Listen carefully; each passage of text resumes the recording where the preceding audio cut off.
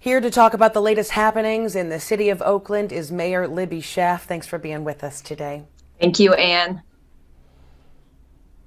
I have to start, unfortunately, on a bit of a down note. We have had another spate of shootings over the past week, and this is bringing up a lot of talk about ghost guns and how to regulate them, as well as the revolving door at the jail. Now, I know that really aren't subjects that you can deal with on a city level normally, but what moves are you making to try to shore this up? Yeah, and it has been a very tragic week. The loss of a 15-year-old girl, Kamala Brown, just horrible.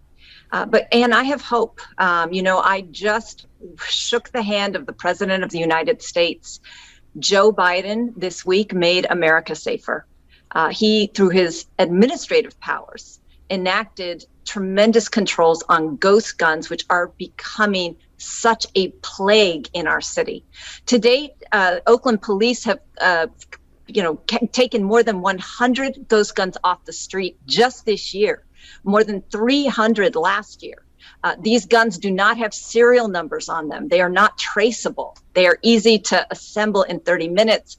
And President Biden just used his executive authority to make it much harder. Now, he also said he really needs Congress to enact universal background checks, ban assault rifles, and remove the excuse from liability for gun manufacturers. Those are all policies he's very clear that he wants Congress to enact. But in the meantime, he is doing everything he can to take these new dangerous weapons off our streets.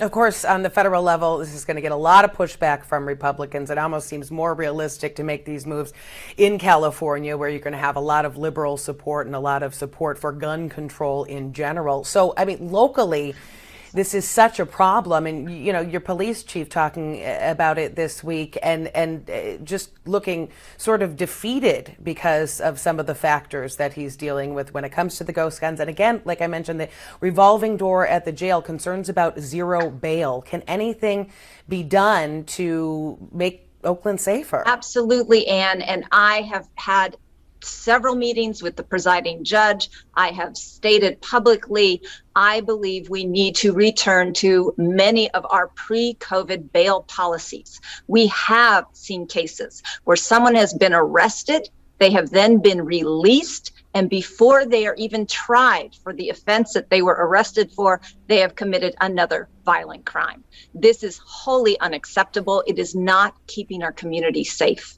And that is why I am supporting modifications to the bail schedule that's in place right now. It's a COVID bail schedule, but Nancy O'Malley has put some very specific proposals in front of the judge that handles bail policy here for Alameda County. So this is a local issue, but we cannot have dangerous criminals that have a record of violence returning to our streets. And our ceasefire strategy, which has shown that we can actually prevent violence from happening in the first place, really relies on the wisdom of probation and parole officers. One of the requests that we're demanding is that they be consulted before a judge issues bail or releases someone back into the community before they are even tried for the offense they're arrested for. So those are some changes that I, as the mayor of Oakland, am absolutely and unapologetically advocating for. I believe they are needed to make our streets safer right away. All right. So we will see where those proposals go. In the meantime, in Oakland, even some of the neighborhoods that a lot of people would have considered safe are seeing issues with armed robbery. We're talking about thefts of expensive bikes on some of the trails in the Oakland Hills. What do you say to people who are just trying to enjoy their lives riding their bikes on some of the wonderful trails that we have there in the city and are faced with this threat? Yeah, and this is a new one. We haven't seen this before, and that's why we did want to make the public aware. It's only, I believe, 4 instances that this has happened where an individual bike rider has had their expensive bike stolen from them. I will say that overall, Robberies are down year to date in Oakland, 18% compared to this time last year. But this is a different kind of crime that we've never seen before. So we want to make people aware you're always safer when you're not alone, and just be aware of your surroundings. I know that on your trip to Washington, D.C. that you referred to, which actually was to see the historic swearing in of Judge Ketanji Brown Jackson. That must have been amazing. I had already had plans to be in Washington, D.C. My trip was paid for by the Rodell Fellowship. And I just had the good fortune of also being invited to witness history, to see Judge Ketanji Brown Jackson stand on that podium with Oakland's own Kamala Harris as the vice president, a President Joe Biden who has appointed more Black judges than every other president combined. It really was a historic moment, and her words were so moving. I had tears in my eyes. The audience gave many standing ovations. I said, like, the last time I did that was at a Prince concert, that many up and downs, just because every word that was said just gave me tremendous hope for America, that our institutions are going to prevail. And while we have gone through some very difficult times as a nation, while we are going through a difficult time as Western democracy, as we feel for our friends in the Ukraine, that there are these moments that give us hope about the power of good ethical leadership. And that is what we are seeing come from the White House right now, with the appointment of Judge Jackson, with the new policies around ghost guns.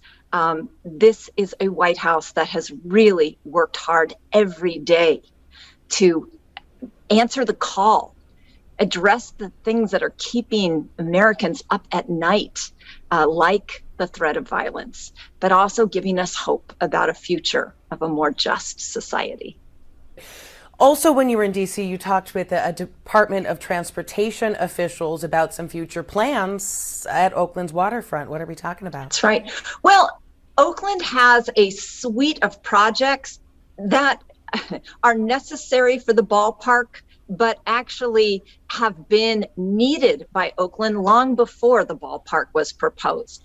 These are ways of improving mobility, reducing greenhouse gases, and of course, making Oakland much, much safer. Also making it easier for people to choose active transportation, like biking, walking, taking transit. And so this suite of projects is called Town for All. I'm very proud that this project is the one official Bay Area endorsed, what we call mega small project. We will be applying for a $113 million grant from the federal government's mega project program, which will be a huge boom for all of Oaklanders to make it safer, cleaner, and easier to get from all of the neighborhoods, from downtown to West Oakland to Chinatown, and to improve that access to our waterfront, including Jack London Square and Brooklyn Basin. So it sounds like even if the A's ballpark plan totally fizzles, big changes are coming to the waterfront. That is right. And big changes are coming to all these neighborhoods to make them safer, to make them greener and cleaner. I don't know if you've driven through downtown lately, Anne, but we could improve the traffic flow, the conflicts between the trains and trucks that we rely on to keep our Port of Oakland going, and the growing mixed-use neighborhood in Jack London and that whole historic warehouse district. Anne, you might remember that it used to be, an industrial warehouse district. Now it's full of brew pubs and condos and CrossFit gyms. And people need to be safe as we still keep that Port of Oakland commerce going. All right, Mayor Libby Schaaf, we appreciate your time on CBS News Bay Area. Great. Thank you, Anne. See you next month.